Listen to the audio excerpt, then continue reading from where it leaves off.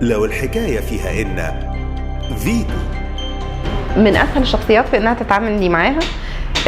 من الناس يعني بتتفاعل كويس مع كل الشخصيات وبتعرف تحتوي. القرص دي اللي هي الارض، اللي هي الام، اللي هي عادة يعني انت لما تشوفي مثلا شخصية قرص زي مين مثلا؟ كريمة مختار قرص،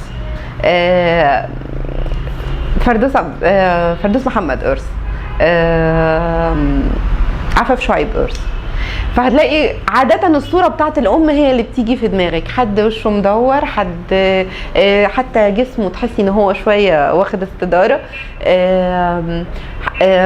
عادة بيبقى شخص بيصعب عليه الناس كلها، بيقف مع الناس كلها، كريم قوي، بيستجدع كويس قوي. انا عادة بسميهم عمود البيت. ممكن ما يبقاش ليها طلبات وممكن ما يبقاش ليها اي حاجات خاصة مطالب بيها، بس العيلة كلها بتدور حوالين الشخصية دي. لو مش موجودة العيلة يعني بيحصل فيها اضطراب. هي اللي بتمشي كل حاجة من يعني في صمت، في سكوت. ودي بتنسجم زي ما بقولك مع كل الناس، بتعرف بس هي مشكلتها ان هي يوم ما هتنفجر يعني بتبقى انفجارتها صعبه شويه.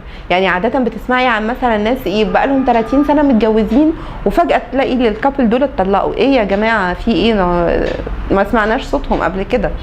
فتلاقي الشخصيه دي فضلت تحوش جواها. دي من عيوب القرص كاركتر، يعني ان هي فضلت تحوش جواها، ولما خلاص حطت الفول ستوب وقالت انا مش قادره، كانت هي خلاص مش هينفع خلاص انها ترجع تتكلم. يعني مش هينفع حتى محاولات صلح، هي خلاص يعني جابت اخرها زي ما بيقولوا. الووتر في نفس البوينت دي بس على اخف شويه، لانه شويه بيحاول يعبر عن مشاعره. القرص ما بيعبرش كتير. القرص ممكن تقعد لوحدها تعيط وخلاص، يعني انتي ما قدرتيهاش فهي خلاص هي قعدت مع نفسها وعيطت وربنا يسامحك وخلاص. بس يوم ما هتاخد الديسيجن خلاص. الووتر في نفس البوينت بس بيبقى فيه قبلها مقدمات، يعني بيديكي فرصه. يعني صحيح ممكن يفتكر لك حاجات من 20 سنه و30 سنه، بس بيديكي فرصه انك انت تصلح.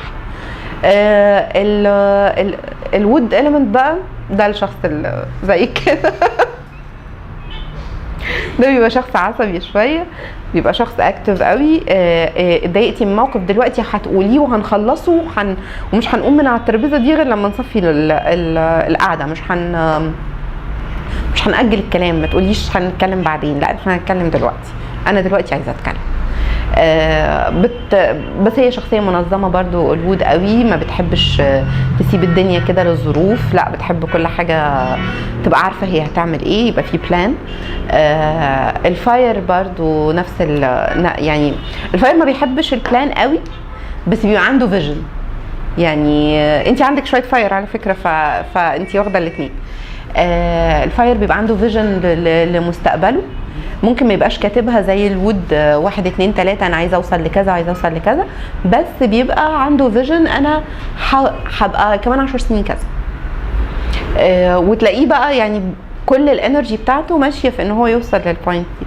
بس عاده الفاير من الشخصيات اللي هي راحتها بين الناس، راحتها انه يعمل اكشن، راحتها انه يبقى اكتف، راحتها انه يأثر. فتلاقي اشطر مديرين فاير اشقى اللي بيشتغلوا في الميديا فاير. فده عادة بيبقى فيهم برضو خفة دم وفيهم اكتيفيتي عالية جدا. في برضو وظيفة تانية للفاير عادة بتبقى ناجحين فيها قوي، انه يبقى كوتش مثلا زي الدكتور ابراهيم الفقي الله يرحمه. كان فاير.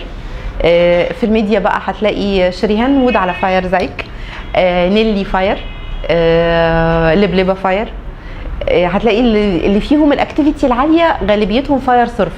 اللي عندهم حاجه يعني فاير ووود مثلا هتلاقيهم في الرجاله اكتر بقى يعني هتلاقي مثلا احمد السقا في فاير وود، رامز جلال فاير، اخوه ياسر جلال فاير على وود.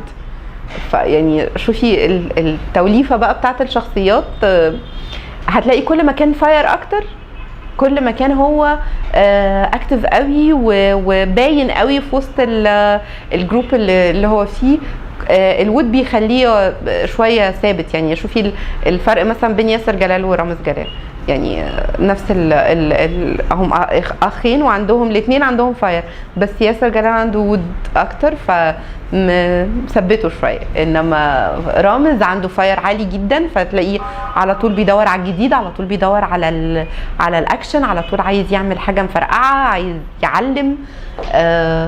يعني دي مينلي الكاركترز اللي احنا بنتكلم فيها. الميتال بقى ده شخص ماسك ميزان على طول، ده كاركتر هتلاقي اكتر حد ماشي مظبوط في الدنيا هيبقى ميتال، تلاقي اكتر مدير بيمشيكي بالورقه والقلم ميتال، اللوجو بتاعه ويمشي عادل يحترق عدوك فيك، ما بيحبش يغلط خالص، وبيحاسب نفسه بشكل جامد جدا، بس عاده بيكره الزحمه، بيكره الدوشه، ما تلاقيهوش في فرح قاعد في الاول، هتلاقيه واخد كرسي ورايح اخر حته، ويرجع من الفرح ده حاسس باجهاد بشع، ان هو بيمتص الانرجي بتاعت اللي حواليه. ف يبقى قاعد في الفرح، انت قاعده فوق حواليكي مثلا 300 بني ادم، ال 300 دول عندهم مشاكل، وعندهم مشاكل عاطفيه ومشاكل ماليه ومشاكل اسريه، فكل ده هو بيمتصه، فبيرجع من اي حفله او تجمع كبير مجهد، هو مش عارف هو مجهد ليه، ممكن ما قامش من على الكرسي، بس هو سبونج طاقه.